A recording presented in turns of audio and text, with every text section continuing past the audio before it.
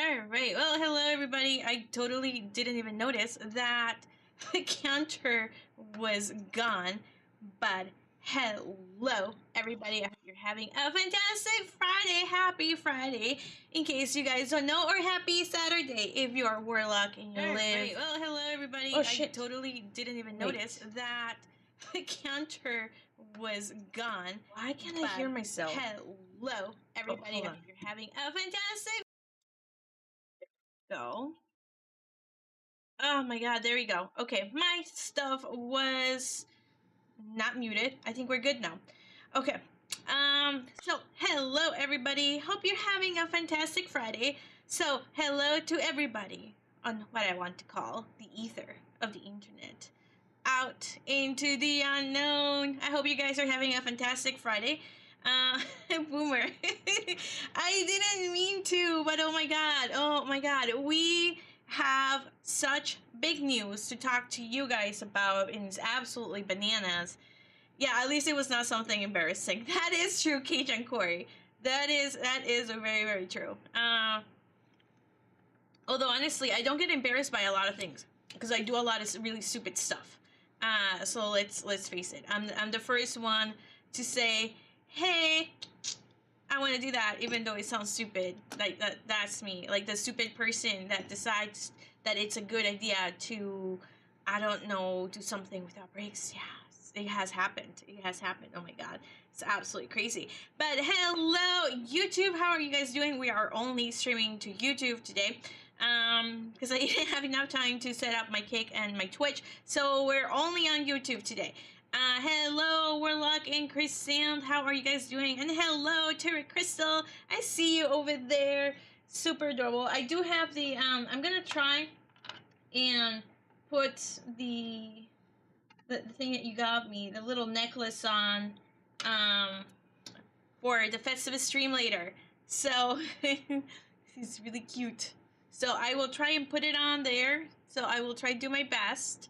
See, it looks so cute, guys. It looks so cute. I will try to put it on. I have no nails, but I will do my best to put it on there. Hello, Cajun Corey. How are you doing today? And hello, Fantastic Sarcastic. How are you guys doing? Fantastic Sarcastic says, and when those stupid things happen in Muscal, they become shorts. Well, Fantastic Sarcastic, you are not fired, my friend, so you're all good. Hello, Circus Freak, how are you doing? Yes, this is where we plot the resistance. Of course it is. I hope you guys are having a fantastic Friday today. Thank you guys so much for being here. Kyo, how are you, Kyo? Oh my god, how come I heard from other people that it was your birthday? Happy belated birthday, Kyo, my little boy. You're growing up. I'm gonna smoosh your cheeks. I'm gonna smoosh your cheeks. Not really. I'm not gonna smoosh your cheeks unless you want your cheeks on your face to be squished. I'm not gonna do anything else. I thought people. I realized that the last time I said I was gonna squish somebody's cheeks, people thought I was talking about something else. So just want to clarify. I meant your face. I meant your face. Just gonna go like this.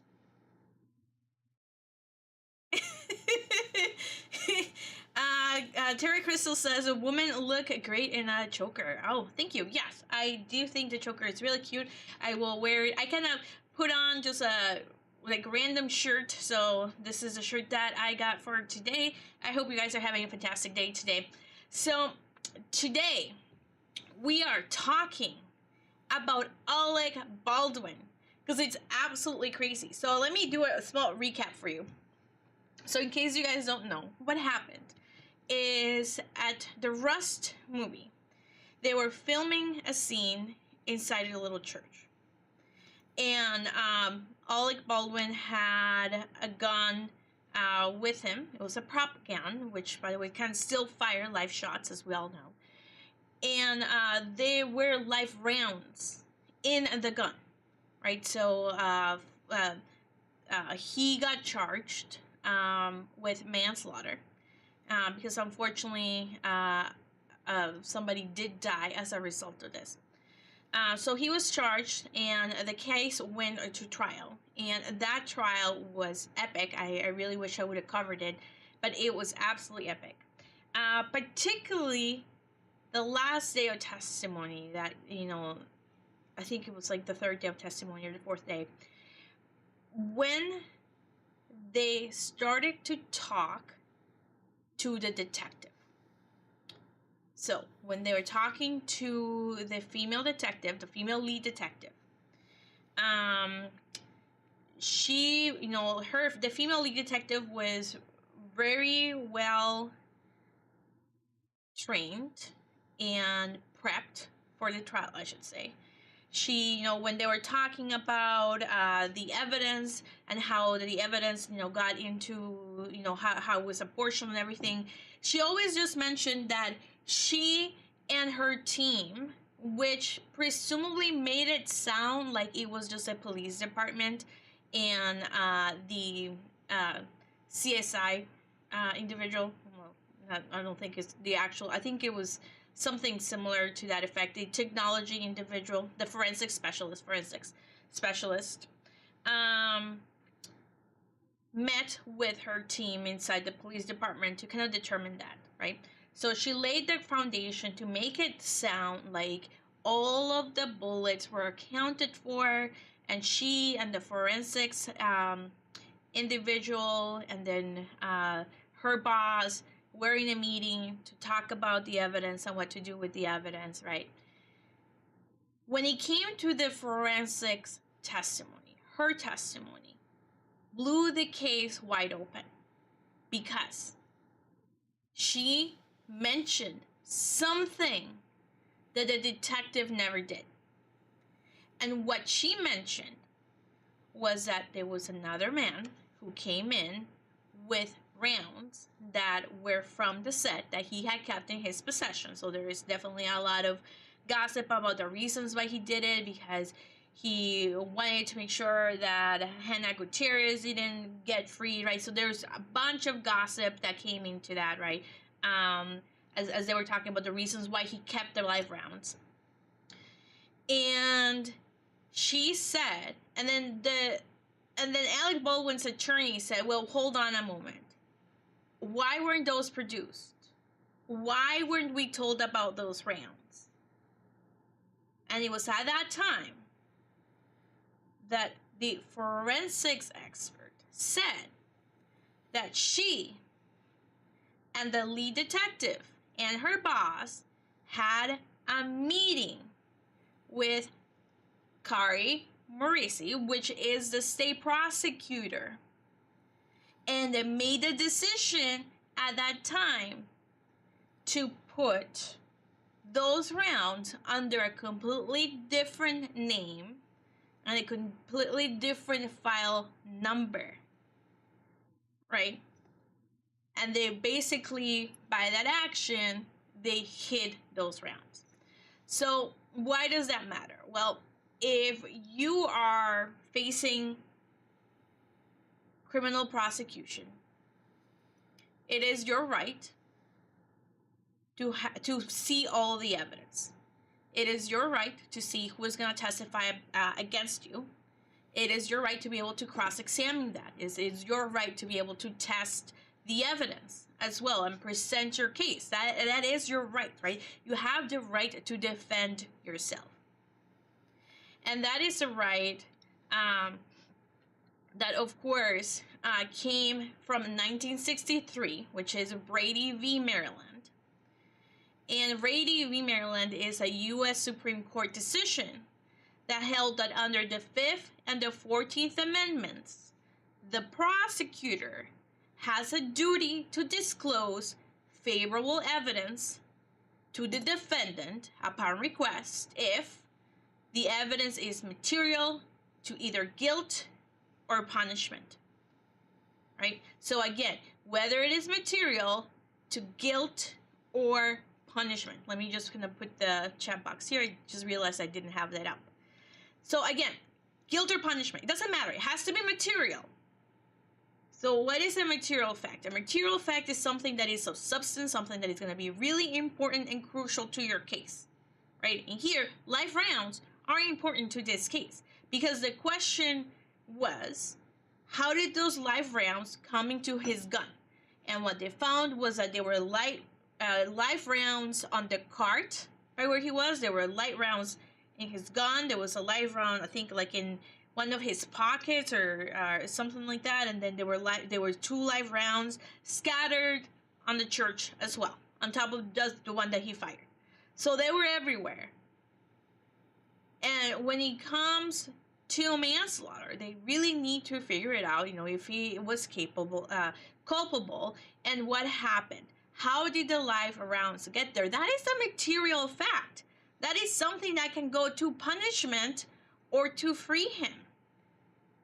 And failure to disclose that is what is called a Brady violation, right? Failure to comply with the duty to disclose favorable evidence that is material violates the 5th and the 14th Amendment.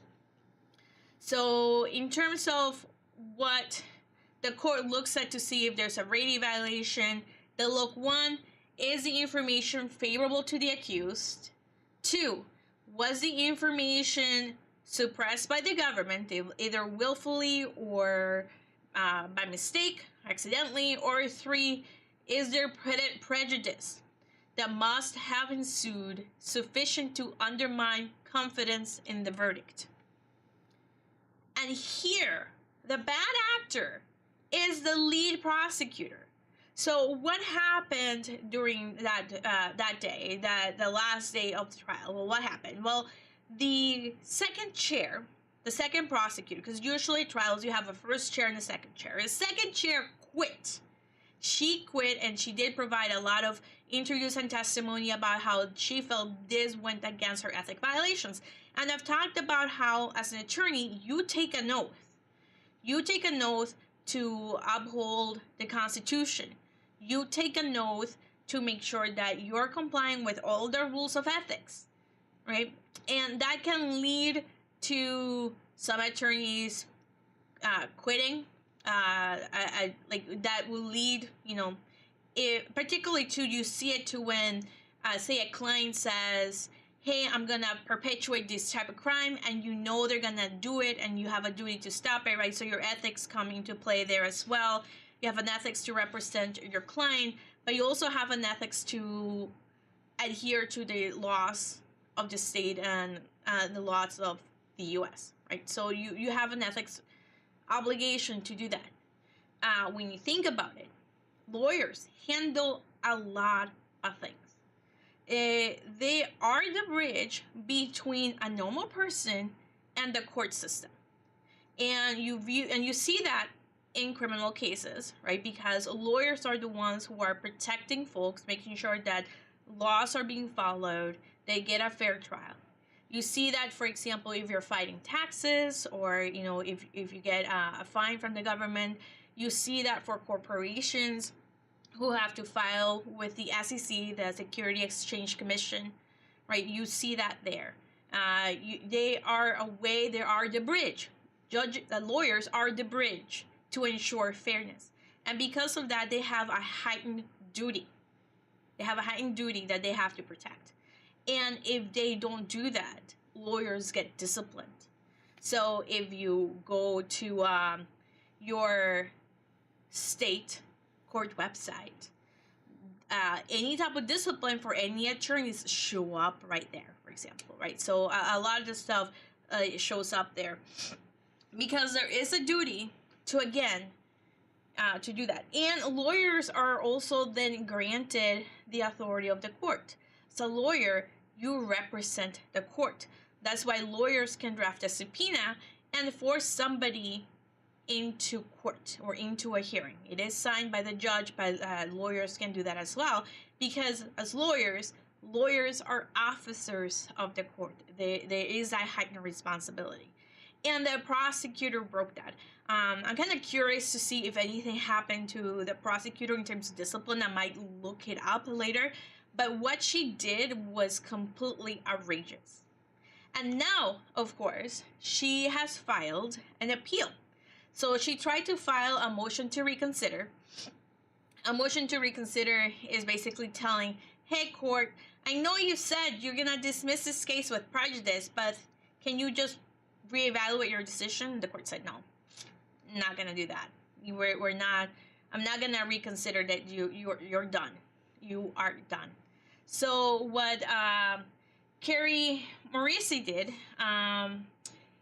for the state of New Mexico, she filed an appeal, and she filed the appeal with the state of New Mexico. Let me swoosh here.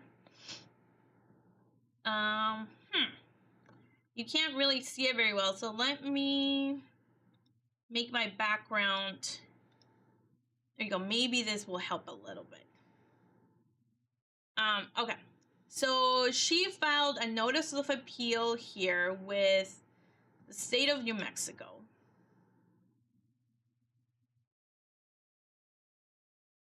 And and again, like, this is with the state of New Mexico. She filed a notice of appeal here with her intent to do this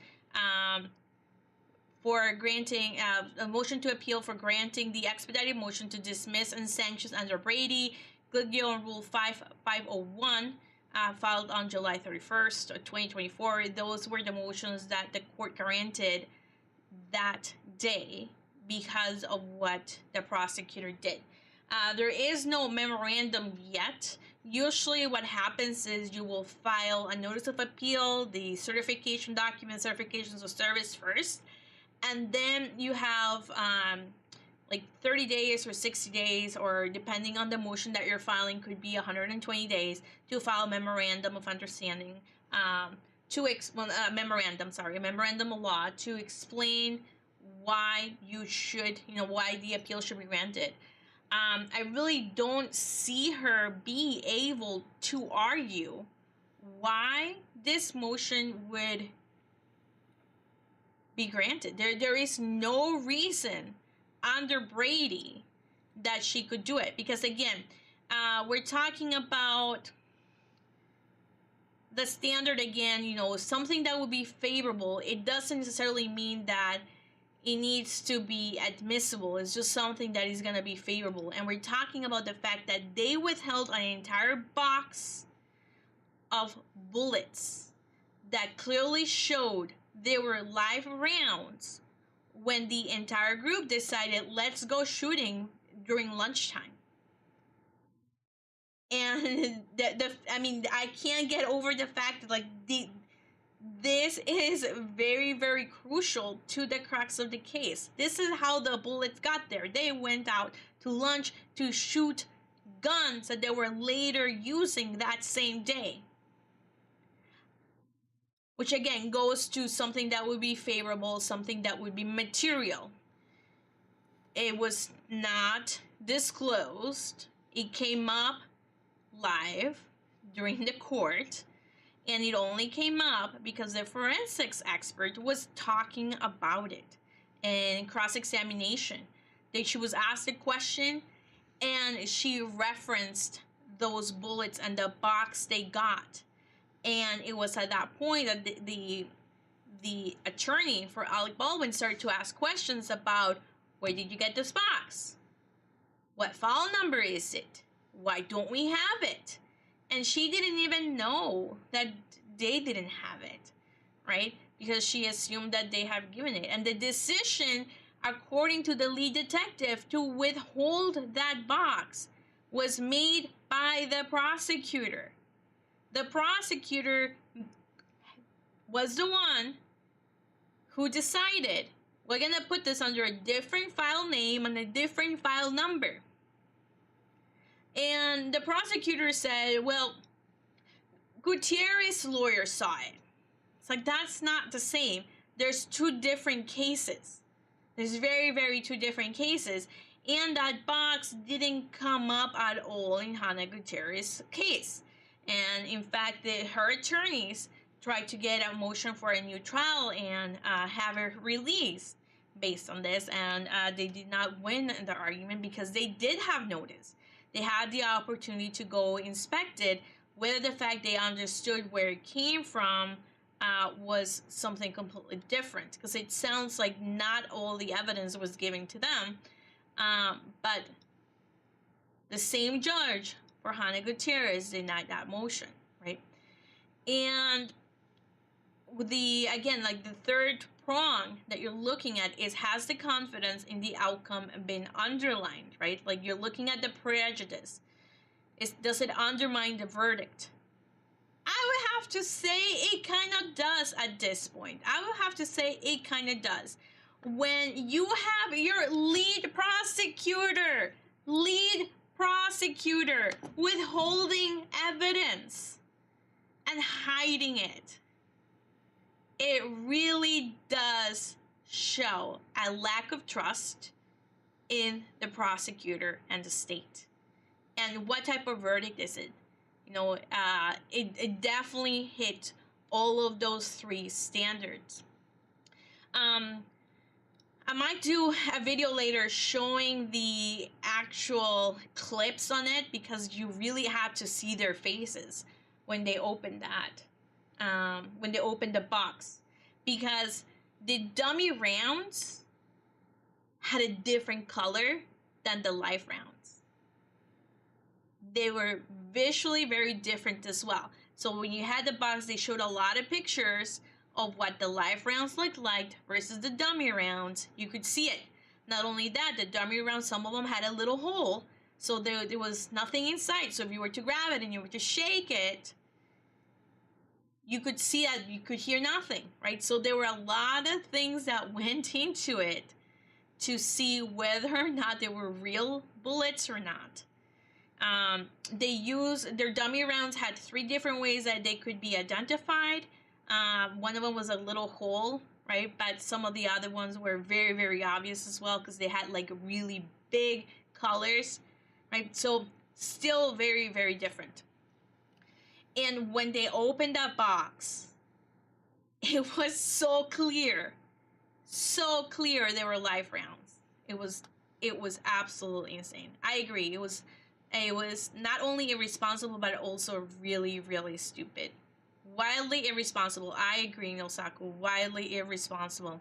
And just so you guys know, Rudio turned 50 years old. He is not young, you guys. This is why he has to wear a toupee. Just saying. All right. So we have.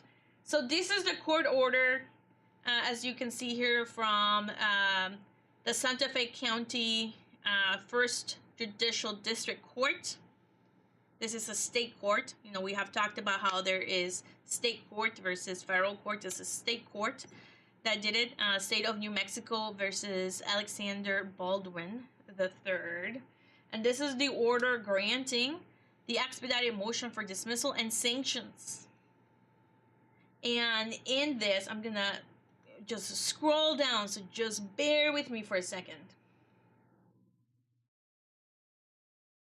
Because they have some quotes from here.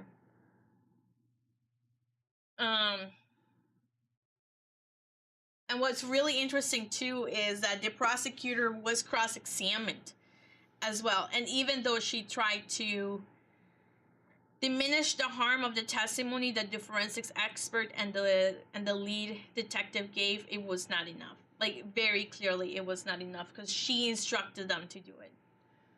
Alright, so in here, Papel continued her testimony in the presence of the jury, relevant to this order and cross-examination. She was asked about the admonition that was submitted by a Good Samaritan near the conclusion of the trial of State v. Hannah Gutierrez.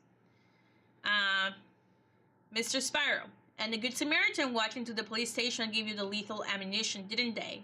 Ms. Papel, after the Hannah Gutierrez trial, there was an individual that came to the police station and stated they had ammunition. Mr. Spiro, and they turned in the ammunition? Ms. Papel, yes. And they gave it to you, right?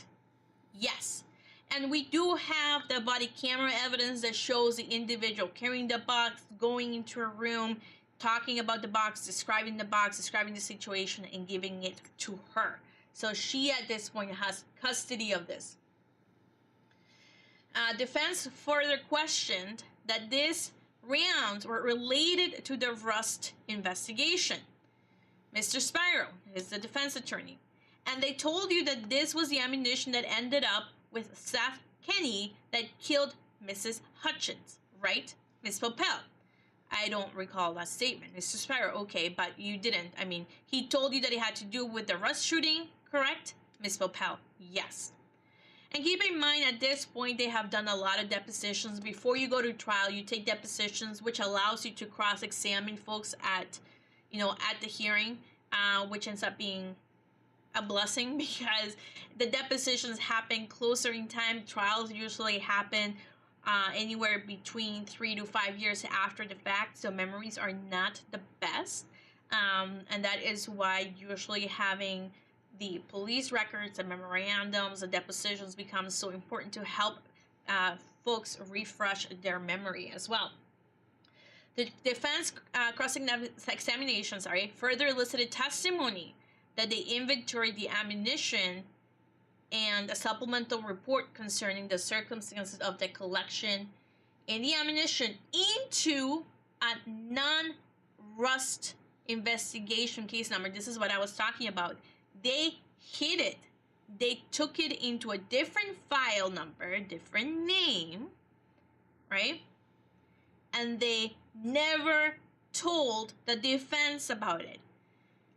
Say what you want to say about whether or not he should be guilty or not. This is absolutely insane.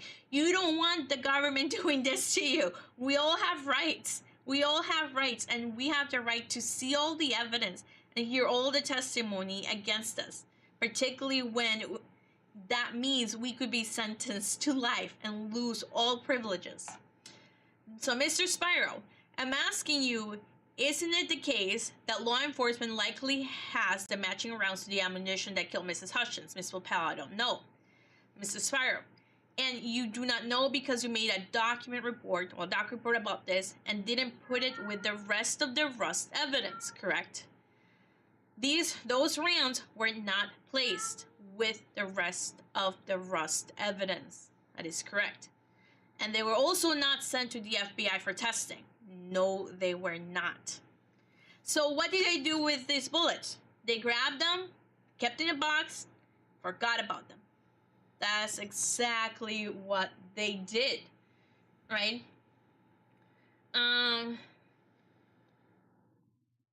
Okay. Mr. Spire, when the defense came to view the Starline Bryce Nickel primer live ammunition with you, again, this is what defines whether or not it's a live round or not. You didn't show them this, did you? My coworker didn't. I didn't do it. I don't know. I didn't do it. I have no idea what was shown to them. That's exactly what happened. You have reason to believe that your coworker showed this to the defense, given the fact that it was not in the same inventory. No. There you go. There you have it, guys. There was no reason to believe this would be shown, because why would they? It's a different case number, different file name, stored somewhere completely different. If you're gonna show somebody in the defense something, they just grab whatever is labeled that. They don't just go on and say, I forgot we hid the box in that other room like 2 blocks away. They don't go about saying that, right? So, in an effort to rebut the defense, of course, the prosecutor just basically tries to say, well, they're a friend, they're a close friend of Hannah Gutierrez, this is a gossip about why they're doing this, right?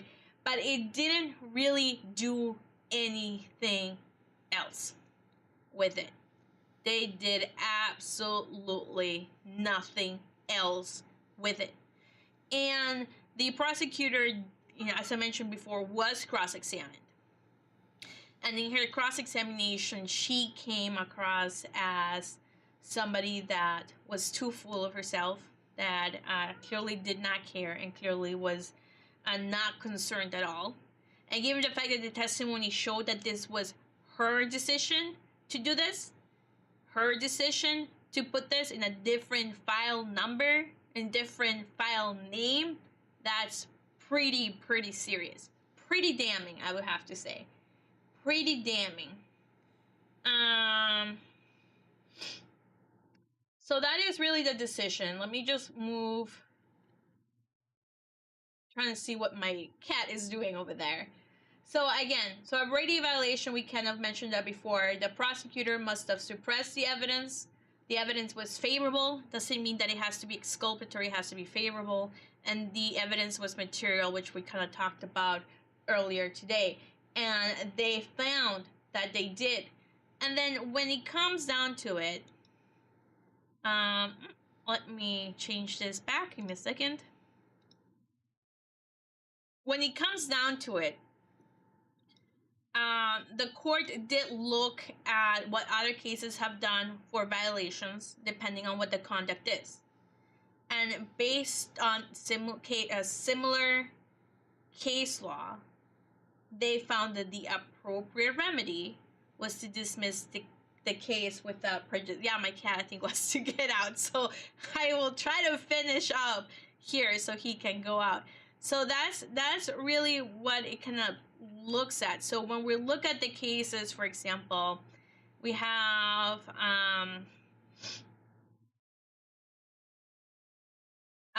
for example, we have Ingliglio versus United States, 1972.